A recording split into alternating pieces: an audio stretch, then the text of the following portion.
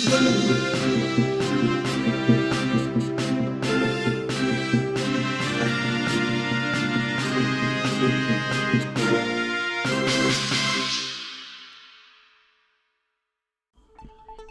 संघटना अर्धवेळ श्री परिचारिका महिला.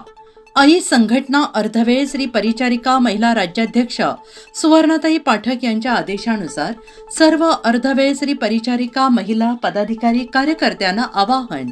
येत्या 18 तारखेला मुंबई आझाद मैदान येथे आई संघटनेच्या वतीनं तीव्र स्वरूपाचे आंदोलन छेडण्यात येणार आहे. एकजुटीची ताकद दाखवण्याची वेळ आली आहे. मी येत आहे, तुम्हीही या.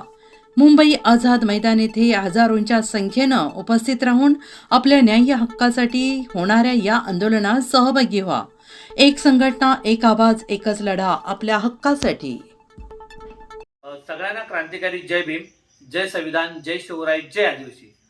गेल्या अनेक दिवसांपासून आपण मुंबई आझाद मैदान या ठिकाणी अर्धवेळ श्री परिचारिका महिलांचा मुद्दा लढला आणि गेल्या 3,000 रुपयापासून तर आता 6,000 रुपयापर्यंत त्यांची वाढ झालेली आहे. तर मला या ठिकाणच्या प्रशासनाला विचारायचं आहे, या महिलांचे 3,000 वरून 6,000 रुपये पगार झाले आहे, मग अद्यापही काही जिल्ह्यांमध्ये काही ठिकाणी 6,000 रुपये या महिलांना मिळालेले नाही. मग राज्य शासनाला मला एक म्हणायचं आहे, अजून या महिलांना किती दिवस तुम्ही अंधारात ठेवणार? तुम्ही 6,000 पगार केलेला आहे, तर यांचा पगार वेळेवर करण्यात यावा. यासाठी येत्या 18 तारखेला वार मंगळवार या दिवशी मुंबई आझाद मैदान या ठिकाणी आई संघटनेच्या संपूर्ण पदाधिकाऱ्यांच्या वतीने आम्ही या ठिकाणी मुंबई आझाद मैदान मंत्रालय या ठिकाणी आंदोलन करण्यात येणार आहे. आमचा प्रमुख मागणी अशी आहे, अर्धवेळ श्री परिचारिका महिलांचा पगार वेळेवर करण्यात यावा.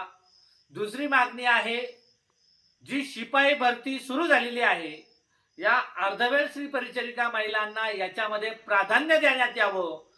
तिसरा मुद्दा जो आहे, जी पेन्शन ज्या महिलांचं वय झालेलं आहे, या महिलांनी जायचं कुठं, यासाठी या महिलांना देखील 3,000 रुपये पेन्शन देण्यात यावी.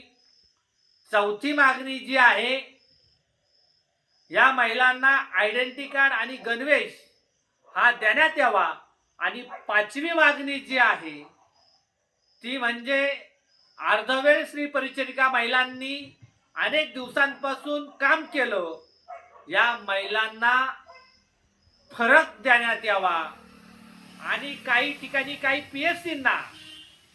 पीएससींना अर्धवेळ श्री परिचारिका महिलांवरती अन्याय केला जातो, तर त्यांच्यासाठी ठोस भूमिका घेण्यात यावी, त्यांना न्याय देण्यात यावा. यासाठी येत्या 18 तारखेला संपूर्ण महाराष्ट्रातून आई संघटनेच्या सगळ्या पदाधिकाऱ्यांनी, सगळ्या जिल्हाध्यक्षांना मी आव्हान करतो, आपण आपल्या ताकदीनं मुंबई या ठिकाणी यायचं आहे.